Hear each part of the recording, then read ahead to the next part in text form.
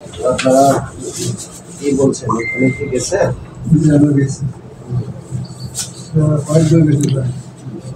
পত্রিকার পাই পত্রিকার পান নাই।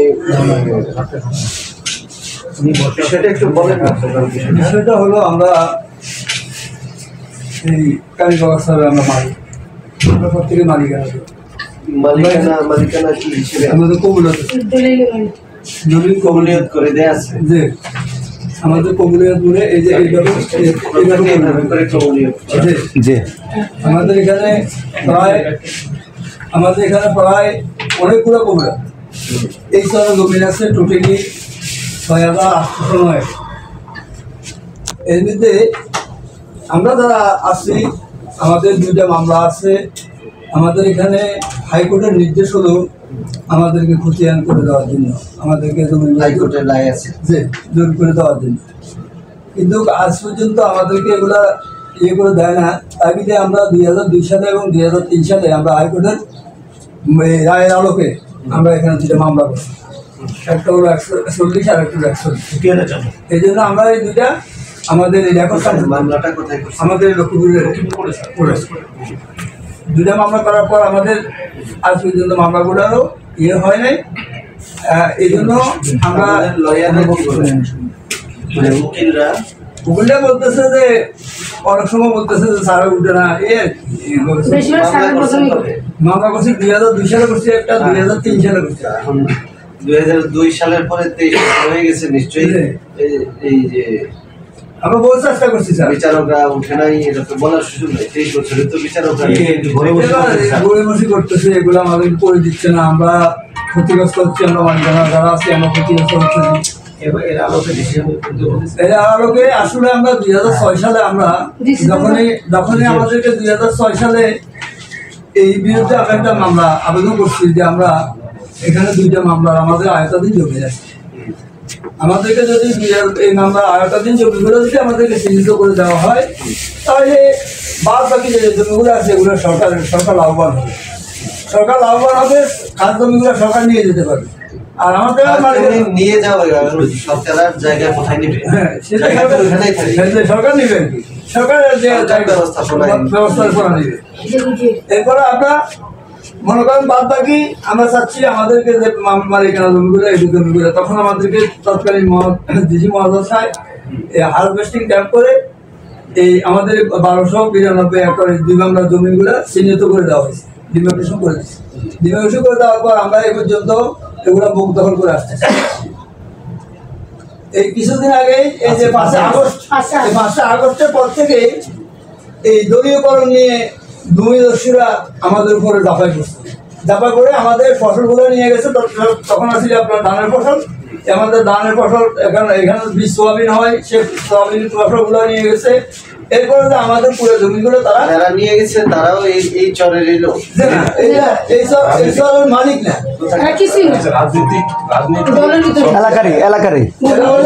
এটা হলো ওই এলাকার লোকজন। এবং 8 নং সর্বংশী ইউনিয়নের যারা দলীয় নেতৃবৃন্দ, এই দলীয় নেতৃবৃন্দরা আপনার এই অর্থকৃত ভাবে আমাদের এই চরের ভিতরে আপনার লক্ষ্মীপুর, কালীবগা, মুজাহিদ আমাদের এই জমিগুলোর উপরে আমাদের যতটা মালিকানা আমরা আছি, এই মালিকানা সবারই ঘর বাড়ি আছে স্যার, এবং শহর বাড়ি আছে, বাড়ি গরুবাসী আছে, এবং সবাই আমরা চাষাবাদ করি। এটা পূর্বামল থেকে ওই 1939 সালের পর থেকে আমরা এই চাষাবাদ করি। চাষাবাদ করার পরে আমরা এই পর্যন্ত চাষাবাদ করি। আসলো এটা পাকিস্তান দিয়ে আমাদেরকে জমি দেওয়া হয়েছে। বাংলাদেশ 1939 সালে স্যার, আমি একটু গুণাত্মক বলে তাহলে আমি সুন্দরভাবে বুঝতে পারবেন। আমরা এই লক্ষ্মীপুর, কালীবগা 4টা মৌজা, এই জমিগুলি আসছিল আপনার বরিশালের আওতায়। আর তৎকালীন জমিদার 1939 সনে জমিদার ছিলেন না মাহেন্দ্রলাল বাবু চৌধুরী এরা আসলে ওনার জমিদার ছিল।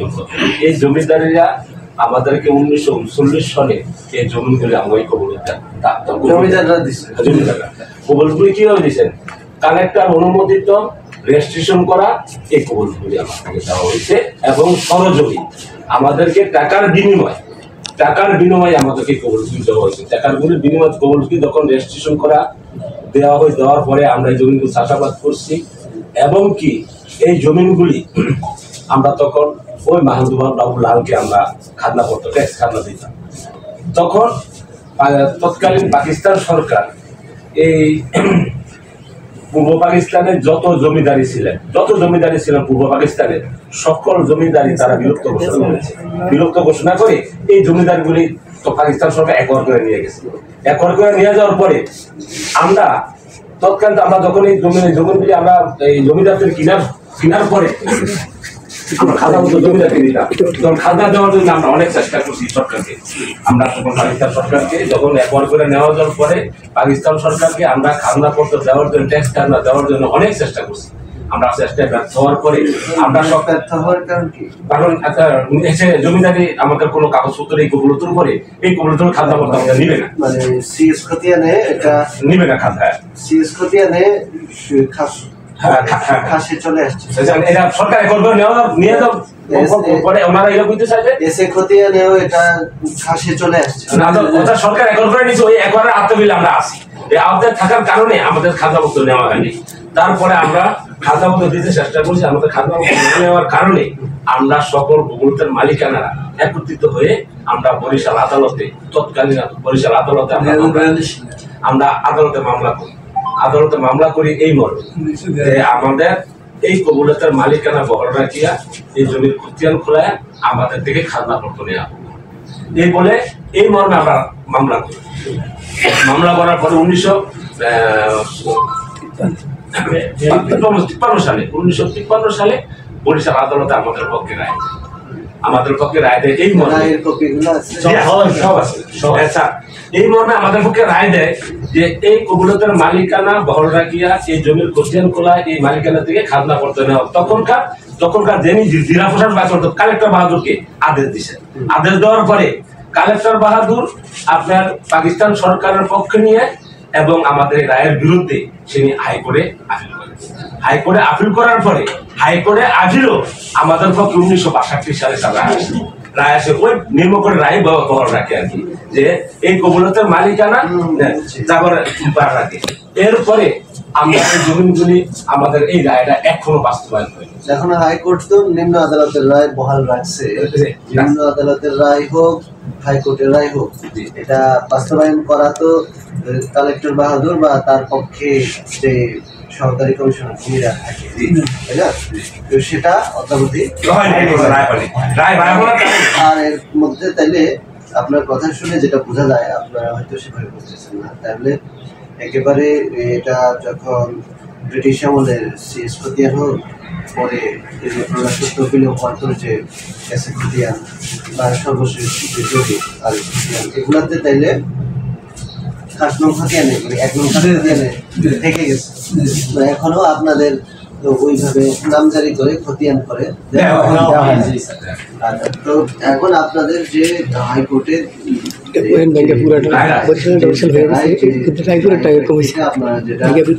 দাবি করে এখানে তো আপনারা এখনো আছেনই, তাই না? এখন আসি বলতে স্যার একটু কথা, এই 5ই আগস্টের আগে আপনারা ছিলেন।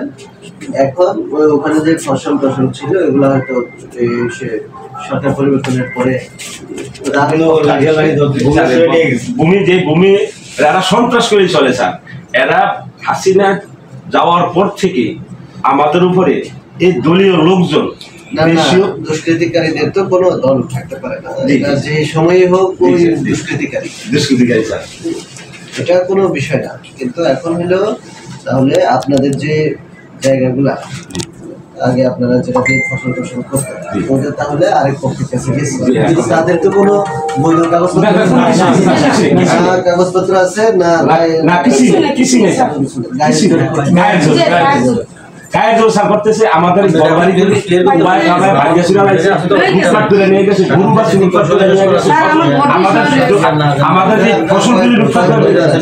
আমাদের সবকিছু নিয়ে যাওয়ার পরে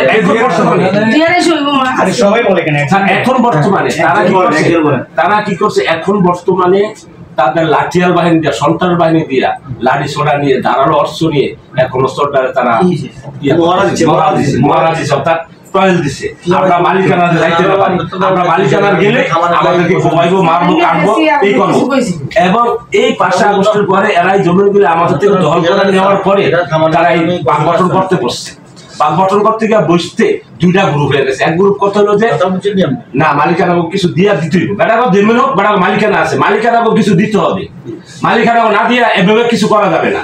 আর এক পক্ষ কইছে না মালিকানা কোনো মালিকানাই দেওয়া হবে না, মালিক কিছুই দেওয়া হবে না। এই করে 2টা গ্রুপ আছে, 2টা গ্রুপ নিয়ে, আচ্ছা ঠিক আছে, 2টা গ্রুপ না 2টা মারামারি করতে, বিভিন্ন সময় মারামারি করছে, বিভিন্ন সময় ইয়া করছে, করার পরে স্যার 2টা মাঠারও হয়েছে। এটা আপনারা জানার সার্বভৌমতা আছে এবং সাংবাদিক ভাইদের কর্মকর্তা আছে, 2টা মাঠার হয়েছে।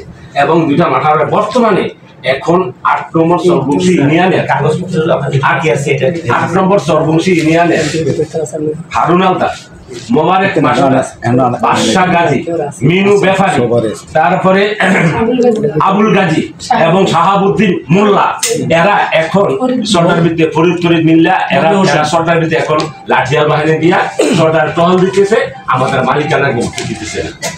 স্যার আমরা আপনার আপনার মাধ্যমে স্যার আমরা ওই জমিনগুলি আমরা চাই আপনার মাধ্যমে আমরা জমিনগুলি আমরা পাইতে চাই, সেই ব্যবস্থা আপনি করবেন।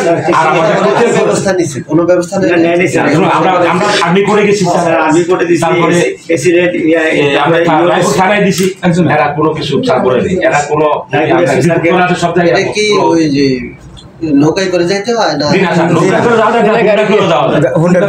একটা খালি খালি একটা খাওয়া পারলে হয়, ছোট ছোট একটা খাওয়া পার হইতে আছে, ছোট একটা খাল আছে, ওই খালটা পার হয়ে গেলে বাড়া বলে পানি থাকে না। আর যদি অভিযোগে অভিযোগ চান আমি সকল দিতে পারছি, হুন্ডাতে সরাসরি যাওয়া যায়, হুন্ডাতে সরাসরি যাওয়া যায়। আর এই খাওয়া পার পর্যন্ত তার গাড়ি যাবে। আর মূল কথা হচ্ছে এখন বর্তমানে তারা চাইতেছে আবার যে একটা ফসলের সিজন আসে, এই মনে করেন এখন ধান ফলাই এখন এই ধানের সিজনে তারা আবার জমিগুলা চাষাবাদ করে তারা আমাদেরকে দিবে না। আপনারা একটা ভালো হইতো, ধরেন স্যার তো আজকে এই মুহূর্তে সম্ভবত রায়পুরেই দেখা করতে পারতেন, ডিসি স্যার কিন্তু এই মুহূর্তে রায়পুরে। তারপর স্যার আসলে আমি এটা নিয়ে স্যারকে আপনাদের এই কারণে টোটাল জিনিসটা জানলাম, খুব বেশি জানা যাবে না, স্যারের কাছে দুই বার আসছি আমরা, হ্যাঁ স্যারও বলে দিচ্ছে কিন্তু কোনো প্রতিকার আমরা পাইনি, এই জন্য আমরা আজকে এদের কাছে এটা একটা সামাজিক সমস্যা,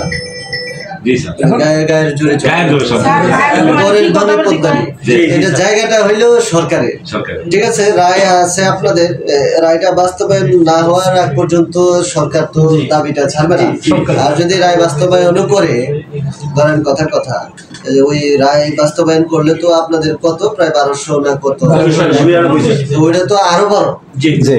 এটা যদি সরকার আপনাদের নামে খতিয়ান করেও দেয়, বাকি জায়গাগুলো তো ঠিকই সরকার, এখনো পর্যন্ত পুরা জায়গাটাই সরকারের 1 নং খাস খতিয়ানে আছে।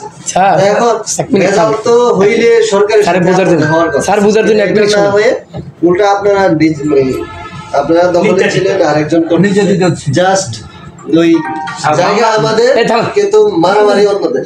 স্যার বোঝার জন্য 1 মিনিট শোনেন, এই দলিলটার পরিপূর্ণ জায়গাটা রায়পুরে আসে নাই, 12-13 অংশটা প্রায় 2380 একর জমি আইছে, ওই জমিটা আমাদের রেকর্ড হয় নাই, আর বাকি অংশটা রেকর্ড হয়েছে স্যার, বাকি অংশটা রেকর্ড হয়েছে। আপনাদের নামে রেকর্ড আছে, বিএস খতিয়ান আছে,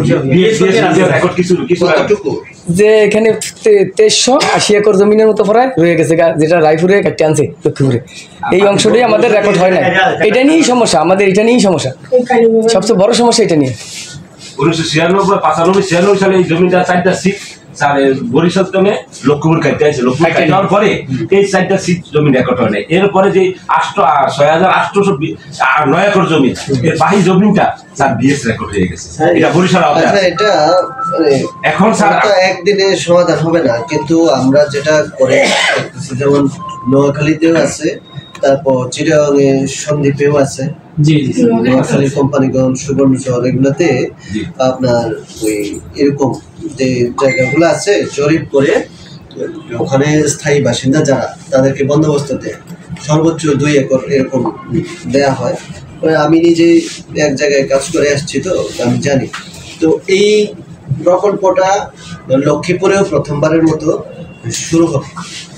আগে শুধু নোয়াখালী আর চিটাগাং ছিল, তো যেহেতু লক্ষ্মীপুরও চর এলাকা, তো লক্ষ্মীপুরও এটার মধ্যে অন্তর্ভুক্ত হবে। তো তাহলে এই যখন ওই প্রকল্পটা আসবে তখন এই যে আপনাদের যেটা এখানে লিখছেন 5,617 একর জমি খাস খতিয়ানভুক্ত হলেও এখনো সেখানে জরিপ ও বন্দোবস্ত কার্যক্রম সম্পন্ন হয়নি। তো এটা ই করে মাপযোগ করে জরিপ করে খাস খতিয়ানভুক্ত তো অবশ্যই সেটা তখন আপনাদের ওখানে যারা স্থায়ী বাসিন্দা বা ওখানে যারা জীবন জীবিকার সাথে জড়িত তাদেরকে কিন্তু বন্দোবস্ত দেওয়া যাবে। সময় লাগবে, হয়তো 2-3 বছর এরকম লাগতে পারে, কিন্তু এটা হবে। 1292 একরের মধ্যে এটা স্টোর আছে। 1292। আচ্ছা, এটা তো এটা আরেকটা মৌজার অংশ। কোর্টের আদেশটা দেখুন, আদেশ দেওয়া আছে। তো আদেশের কপি এখানে সাথে দিয়ে দিন। যে এটা আরেকটা মৌজার অংশ। হ্যাঁ, আরেকটা সিটি না, এটা তো অভিযোগের না না এটা না স্যার, আমি যে প্রত্যেকটা ডিপার্টমেন্টে যে অভিযোগ করে দিচ্ছি আমরা কোনো প্রতিকার পাই না। না না না, ওটার দরকার নাই। আপনারা তো এখানে এটা দিচ্ছেন, জি জি স্যার। সাথে সাপোর্টিং হিসেবে ওই ঠিক আছে। কাগজগুলো। জি, ঠিক আছে। কোর্টের রায়ের কাগজ হ্যাঁ আছে আছে। আমরা বরিশাল আদালতের রায়ের কাগজ নির্দেশে কেন কিছু লেখা আছে এই কথাগুলো। দেন, অবশ্যই। ওইটা আছে। ঠিক আছে, আমি এই রায়ের আলোকে এটি করে স্যার দিয়ে যাবো স্যার। আজকে সব আচ্ছা, যেহেতু ওনারা তো আপনাকেই দেখছেন, তো আপনাকেই দেখ, আপনি পরে ডিসিশনের সিএসএফকে দিয়ে দিয়েছেন। ঠিক আছে, আপনি রিসিভ করেন। আমল বলি আমাদের তো রায় আছে, পূর্বের রায় আছে, রায়ের বরাবর আমার এই সুযোগগুলি খতিয়ান খোলা আছে। আর আমরা গরিব মানুষ, না, ওটা আসলে আমরা ওই যে- খতিয়ান খোলা যেটা আমরা যেভাবে সরকারের স্যার খাজনা মধ্যে দিতে পারি এবং সরকার ট্যাক্স দিতে পারি, সেই ব্যবস্থা স্যার আপনারা করবেন স্যার। এইগুলো আমাদের কাছে আমাদের এই প্রার্থনা। জরিপ হয় নাই। দলিলের যেই মেইন বিষয়গুলো এখন তো তুলে ধরা হয় নাই। দলিলের মানে দলিলটা কি আকারে এটা তো অনেক যেটা জরিপ হয় নাই, জরিপ করাইতে হবে। জরিপ করে সরকারের এখন খতিয়ান এনে ওটা আবার আপনাদের কাছে বন্দোবস্ত যাকে যতটুকু দেওয়া উচিত ওটা দেখে আপনারা বন্দোবস্ত দিলে আপনারা আপনাদের এই যে 1 নম্বর খতিয়ান কবুলিয়ত হয়। এখন তো কবুলিয়ত করলে তো সাথে এই খতিয়ানও করে দেয়। যে আগে হয়তো এইভাবে ওই যে 1940 একটা হয়েছিল স্যার। তখন হয়তো খতিয়ান করে দিতে হয় না জানি না। কিন্তু এখন তো কবুলিয়ত করলে খতিয়ানও করে দেয়। না তখন তো স্যার আমরা এই কবুলতের ওই যে দলিল নাম্বার আছে, দলিল নাম্বারে আমাদের থেকে খাজনা করতে নিতে হবে। তখন জমিদার দলিলের উপরে খাজনা করতে নিতে CS হতে হবে। এটা একটা রিসিপ্ট দিয়ে দিতে হবে। সিএসও থেকে করা আছে স্যার। এরপর আর আমাদেরকে সিএসএ কি আপনাদের নামে ছিল? তাহলে ওই কাগজগুলো দেন। তাহলে ডিএসএ একটাই রেকর্ড হয়েছে 54 সালের যে রেকর্ড। ওই এখন আর ওই 53 রায়ের পরে 54 রেকর্ড হয়েছে। ওটা যদি আপনাদের নামে থাকে ওটাও দেন, আর ওই হাইকোর্টের রায়ের কপিটাও দেন, আচ্ছা ঠিক আছে। বরিশাল আদালতের রায়ের কপিটাও দেন। আচ্ছা ঠিক আছে। তাইলে ওইটা দেখে হয়তো ডিসি স্যার যদি মনে করে যে এটা রায়টা বাস্তবায়ন যোগ্য, তাহলে বলে দিবে বাস্তবায়ন করার জন্য। আচ্ছা ঠিক আছে। ঠিক আছে, আসসালামু আলাইকুম। না সরকার